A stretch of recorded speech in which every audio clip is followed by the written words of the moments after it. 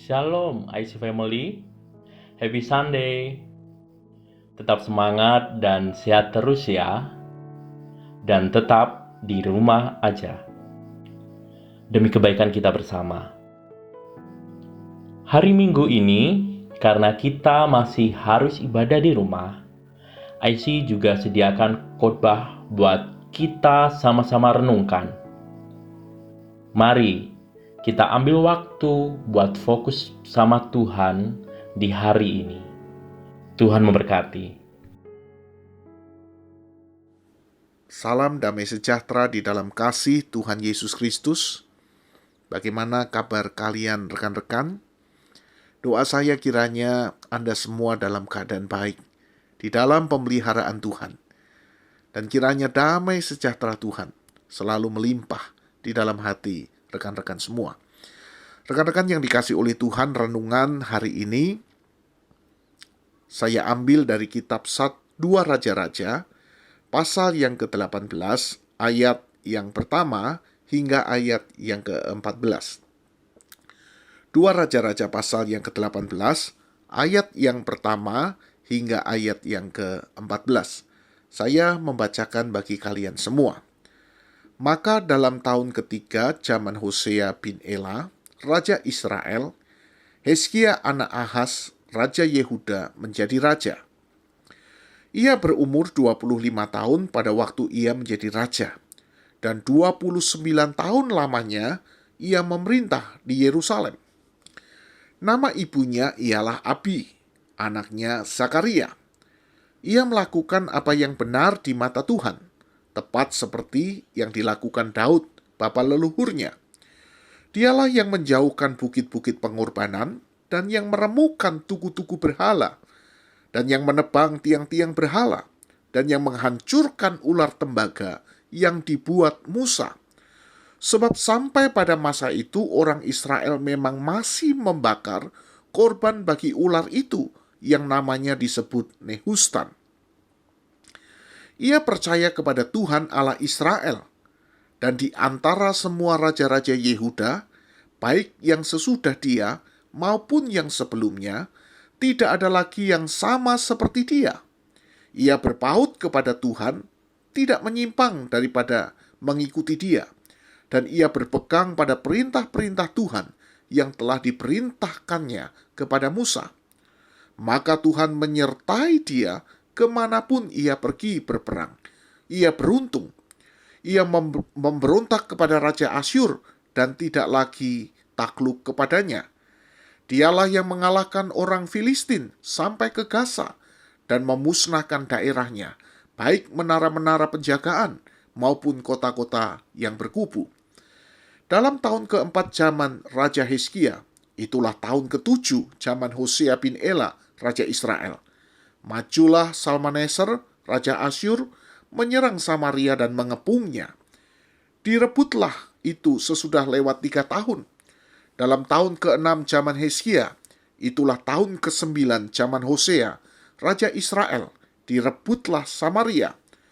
Raja Asyur mengangkut orang Israel ke dalam pembuangan ke Asyur dan menempatkan mereka di Halah pada sungai Habor, yakni sungai negeri Gosan, dan di kota-kota orang Madai. Oleh karena mereka tidak mau mendengarkan suara Tuhan Allah mereka dan melanggar perjanjiannya, yakni segala yang diperintahkan oleh Musa, hamba Tuhan, mereka tidak mau mendengarkannya dan tidak mau melakukannya. Dalam tahun ke-14 zaman Raja Hizkia, majulah Sanherib, Raja Asyur, menyerang segala kota berkubu negeri Yehuda, lalu merebutnya. Hizkia Raja Yehuda mengutus orang kepada Raja Asyur di Lakis dengan pesan, "Aku telah berbuat dosa, undurlah daripadaku. Apapun yang kau bebankan kepadaku akan kupikul." Kemudian Raja Asyur membebankan kepada Hizkia, Raja Yehuda, 300 talenta perak dan 30 talenta emas. Sampai demikian jauh pembacaan firman Tuhan. Berbahagialah kita yang bukan hanya mendengar, tetapi juga yang merenungkan firman ini di dalam kehidupan kita dan melakukannya. Rekan-rekan yang dikasihi oleh Tuhan, Pernahkah Anda merasa kecewa kepada Tuhan? Pernahkah Anda merasa kecewa kepada Tuhan? Jika pertanyaan yang sama Anda ajukan kepada saya, maka saya berkata jujur bahwa saya pernah kecewa kepada Tuhan. Dan saya percaya rekan-rekan yang dikasihi oleh Tuhan bukan hanya Anda dan saya yang pernah kecewa kepada Tuhan. Tetapi banyak orang Kristen yang juga pernah merasa kecewa kepada Tuhan. Jadi, saya mau berkata rekan-rekan bahwa ini adalah sesuatu yang biasa. Mengapa kita kecewa kepada Tuhan? Kita kecewa kepada Tuhan karena kita seringkali tidak mendapatkan apa yang kita harapkan. Apa yang kita harapkan berbeda dengan apa yang kita ketahui. Sebagai contoh rekan-rekan, kita selalu berpikir atau kita selalu percaya bahwa kalau kita taat, maka kita akan diberkati. Kalau kita tidak taat, maka kita akan dihukum. Sebagian besar kita percaya akan hal ini. Kita taat, kita diberkati. Kita tidak taat, kita akan dihukum. Yang menjadi pertanyaan saya, betulkah bahwa kenyataannya seperti ini? Betulkah bahwa itu yang akan terjadi? Saudara-saudara, rekan-rekan yang dikasihi oleh Tuhan, di dalam perjalanan iman kita bisa mendapatkan bahwa seringkali justru yang terjadi sebaliknya. Ketika kita taat, kita mengasihi Tuhan, kita mencintai Tuhan, justru yang kita dapati adalah kesulitan. Justru yang kita dapati adalah masalah.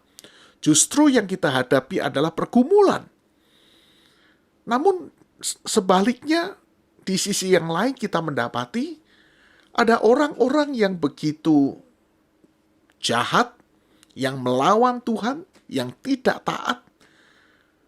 Kita justru melihat bahwa kehidupan orang-orang itu jauh lebih menyenangkan daripada kehidupan kita. Kita melihat bahwa tampaknya mereka diberkati, lebih diberkati daripada kita. Kita melihat bahwa nampaknya tidak ada kesulitan di dalam kehidupan mereka. Mereka sepertinya enjoy-enjoy saja. Padahal kita tahu bahwa mereka adalah orang-orang yang melawan kepada Tuhan. Rekan-rekan yang dikasihi oleh Tuhan, kenyataan hidup yang seperti ini membuat kita seringkali kecewa kepada Tuhan. Yang menjadi pertanyaannya kembali, sungguhkah orang yang taat akan diberkati dan sungguhkah orang yang tidak taat akan dihukum? Rekan-rekan yang dikasihi oleh Tuhan, apabila pertanyaan ini Anda ajukan kepada saya, maka saya jawabnya adalah ya dan tidak. Saya berkata iya karena bagian firman Tuhan memang menunjukkan.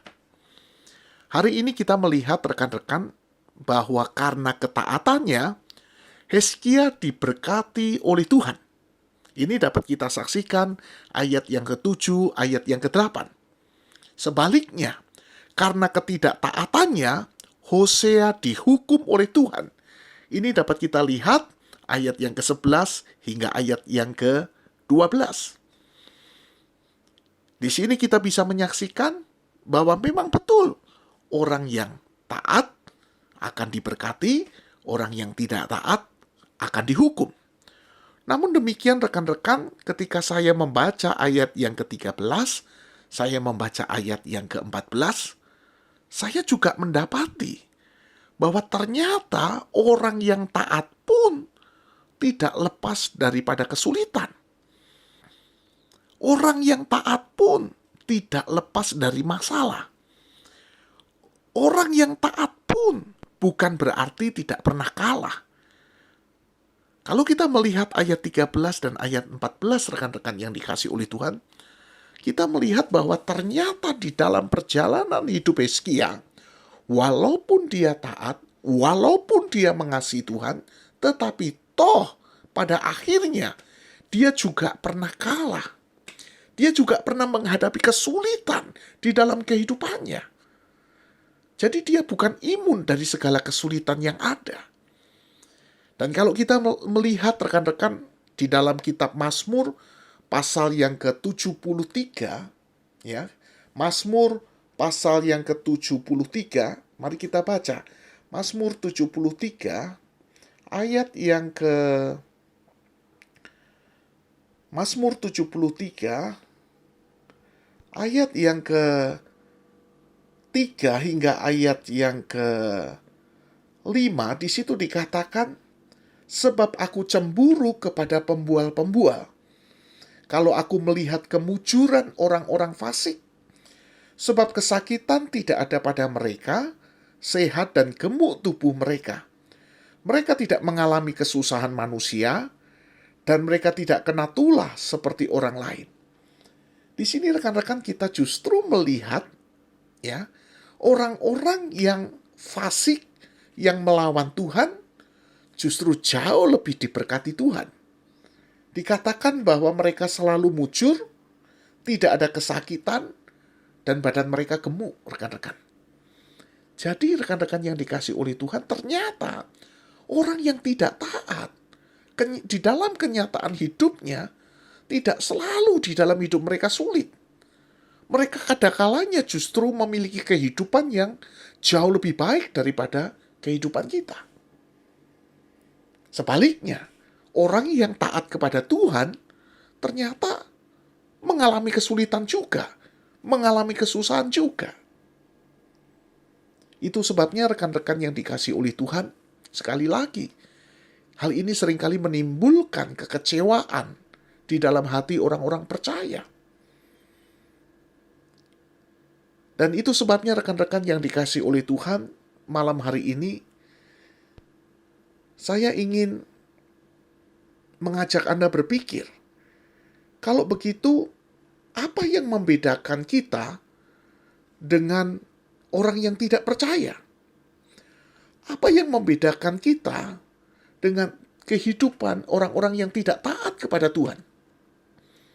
Kalau ternyata kita juga tidak imun dari segala kesulitan yang ada, apa yang membedakan kita? Orang yang tidak taat, dia juga bisa diberkati, dia juga bisa punya masalah. Kita yang taat, kita juga bisa diberkati, namun kita juga punya masalah. Jadi apa yang membedakan kita dengan mereka? Rekan-rekan yang dikasih oleh Tuhan, di dalam perenungan saya mendapati bahwa ada 3 perbedaan. Kita memang bisa diberkati, kita memang bisa menghadapi kesulitan sama seperti mereka, tetapi ada yang membedakan antara kita dengan mereka. Apa yang membedakan rekan-rekan? Yang pertama, yang membedakan adalah bahwa Anda tidak sendirian. Kita tidak sendirian. Kalau mereka menghadapi kesulitan, mereka menghadapi sendirian. Tetapi kita menghadapinya tidak sendirian. Kita menghadapi bersama-sama dengan Tuhan. Dan firman Tuhan berkata, aku akan menyertai engkau senantiasa sampai kepada akhir zaman. Ini yang membedakan antara kita yang taat dengan yang tidak taat. Kita memang akan menghadapi kesulitan. Tapi Anda tidak sendirian. Anda bersama-sama dengan Tuhan. Jadi mungkinkah orang Kristen terkena dampak corona? Saya berkata sangat mungkin. Orang yang tidak percaya pun bisa kena corona. Orang yang percaya pun, beriman pun juga bisa kena corona. Yang membedakan adalah bahwa Tuhan menyertai Anda. Bahwa Tuhan menyertai saya. Dan Tuhan tidak menyertai mereka. Itulah yang membedakan kita dengan mereka. Yang kedua, rekan-rekan, yang membedakan adalah bahwa kita punya jaminan Allah akan menjaga kita dan akan menyediakan jalan keluar. Allah berjanji Dia akan menjaga kita dan menyediakan jalan keluar. Dia bukan hanya sekedar bersama-sama dengan kita, tetapi Allah menjaga kita. Allah memprotek kita. Dia mengizinkan segala sesuatu, namun ada batasnya. Ketika Ayub dicobai oleh iblis, Tuhan yang memegang nyawa Ayub, bukan iblis. Nyawa Ayub ada di dalam genggaman tangan Tuhan. Dan Tuhan berkata bahwa dia tidak bisa menyentuh apa yang Tuhan genggam. Itulah rekan-rekan yang dikasihi oleh Tuhan. Yang membedakan antara kita dengan orang yang tidak percaya. Anda ada di dalam genggaman tangan Tuhan. Walaupun Anda bisa terkena corona, walaupun Anda bisa mati, tetapi Anda ada di dalam genggaman tangan Tuhan. Itulah yang membedakan antara kita dengan mereka. Dan pastinya teman-teman yang dikasihi oleh Tuhan, Allah mengizinkan semuanya itu terjadi. Dan Allah berjanji bahwa Allah akan menjadikan semuanya itu menjadi sesuatu yang baik. Untuk sesuatu yang baik bagi Anda dan saya. Alkitab berkata bahwa Allah turut bekerja di dalam segala sesuatu untuk mendatangkan kebaikan bagi orang yang mengasihi Dia. Jadi ketika Tuhan mengizinkan kita harus mengalami atau menderita karena corona, maka kita percaya bahwa Allah turut bekerja di dalam semuanya itu untuk mendatangkan kebaikan bagi mereka yang mengasihi Dia. Jadi kesulitan pun sanggup Tuhan pakai untuk memberkati kehidupanmu dan kehidupanku. Jadi Allah bisa menggunakan kesulitan yang ada untuk memberkati Anda dan saya. Inilah yang membedakan. Kalau Tuhan ada bersama-sama kita, dengan Tuhan tidak bersama-sama dengan kita. Jadi rekan-rekan yang dikasihi oleh Tuhan, mana yang lebih beruntung? Tuhan bersama-sama dengan kita, atau Tuhan tidak bersama-sama dengan kita? Yang paling beruntung adalah jika Tuhan bersama-sama dengan kita. Jadi rekan-rekan yang dikasihi oleh Tuhan, jangan hadapi kesulitan ini sendirian, tapi hadapilah kesulitan ini bersama-sama dengan Tuhan. Kita bersyukur kita memiliki Tuhan. Itu sebabnya kita menghadapi masalah ini pun tidak sendirian, tetapi kita menghadapinya bersama-sama dengan Tuhan. Dan semua yang kita alami, semuanya ada batasnya. Semuanya ada di dalam kontrol genggaman tangan Tuhan. Tidak ada sesuatu yang terjadi tanpa seizin Tuhan. Dan kalaupun itu terjadi, Tuhan akan memakai semuanya itu untuk menjadi kebaikan bagi Anda dan saya. Kiranya firman Tuhan ini boleh memberkati setiap kita, dimanapun Anda berada. Selamat hari Minggu, Tuhan Yesus memberkati. Kalau hari ini rekan-rekan, Anda di dalam pergumulan, taruh tangan kananmu di dada, dan saya rindu berdoa untuk Anda. Bapa di dalam surga, sungguh kami mengucap syukur bahwa ternyata kami memiliki Engkau. Hal itu jauh lebih cukup dan sangat cukup daripada kami harus menjalani kehidupan kami di dunia ini tanpa Engkau. Kami percaya ya Tuhan, kami boleh menghadapi kesulitan, kami boleh menghadapi tantangan, tapi kami tidak sendirian. Kami ada bersama-sama dengan Tuhan. Itulah yang membedakan kami dengan orang-orang yang tidak mengenal dan tidak percaya kepada Engkau. Dan kami percaya Tuhan, setiap kesulitan demi kesulitan yang kami alami hari ini, semuanya ada di dalam kontrol kedaulatan Tuhan. Semuanya terjadi atas seizin Tuhan. Dan kami percaya Tuhan, Engkau dapat mengubah situasi yang sulit ini untuk memberkati kehidupan kami pribadi lepas pribadi.